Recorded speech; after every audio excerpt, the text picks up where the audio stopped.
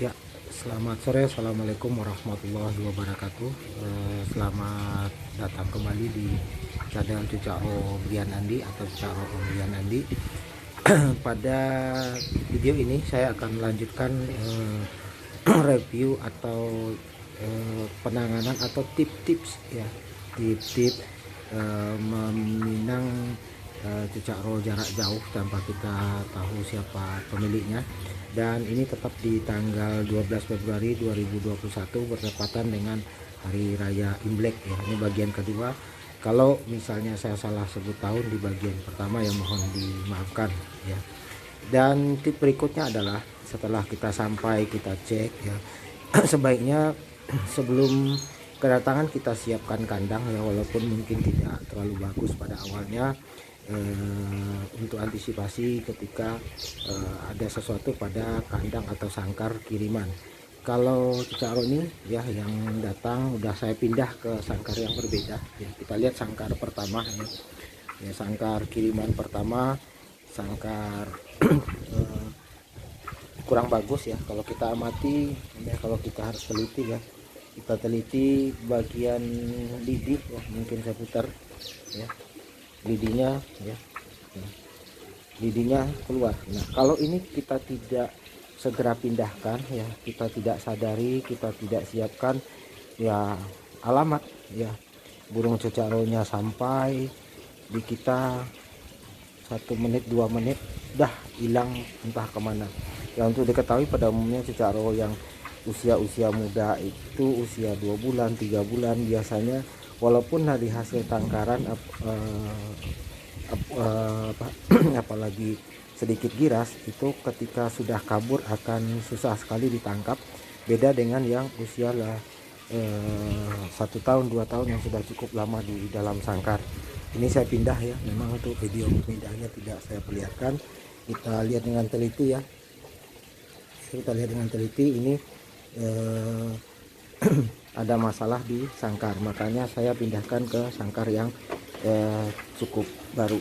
Kemudian untuk kerodong saat ini masih saya pakai sementara, tetapi nanti akan saya ganti dengan kerodong lain ya.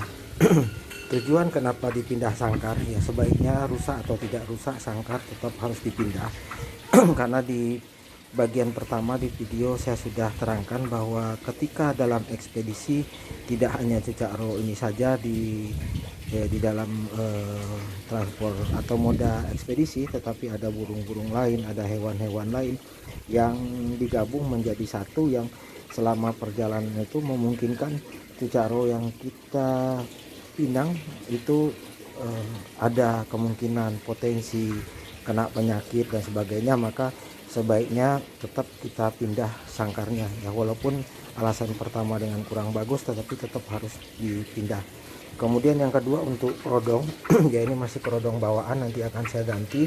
Tujuannya sama, karena melekat pada sangkar selama perjalanan sebaiknya kerodong ini kita ganti dengan yang lebih bersih, dan yang ini bisa kita cuci untuk dipergunakan di kemudian hari ya.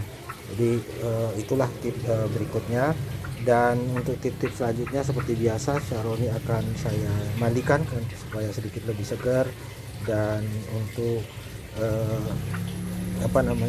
untuk pisang akan saya ganti dengan yang baru.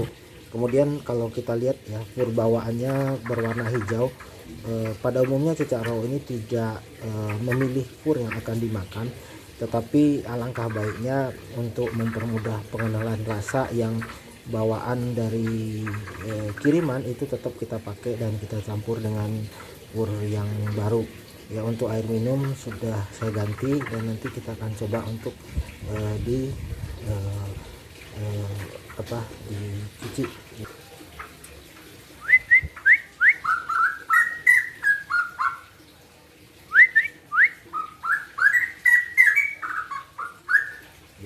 Ya itu dari video-video sebelumnya sudah saya terangkan, jangan sering-sering mensiul Cucaro ya.